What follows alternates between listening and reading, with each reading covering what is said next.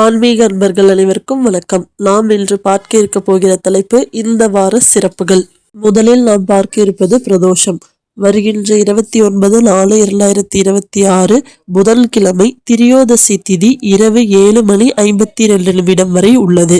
இந்த நன்னாளில் பிரதோஷ நேரமாக கருதப்படும் மாலை 4:30 மணிக்கு மேல் 6 மணிக்குள் யாருக்கெல்லாம் கடன் இருக்கிறதோ அவர்கள் கொடுக்க வேண்டிய தொகையில் ஒரு பகுதியை எடுத்து வைத்து கடன் கொடுத்துவிட்டால் விரைவில் கடன் அடைந்துவிடும் என்பது ஐதீகம். அடுத்ததாக 1/5/2026 வெள்ளிக்கிழமை சித்ரா பௌர்ணமி உள்ளது. சித்ரா பௌர்ணமி அன்று மிகவும் விசேஷமான வழிபாடுகளில் ஒன்று இந்த சித்திரகுப்தரின் வழிபாடாகும்.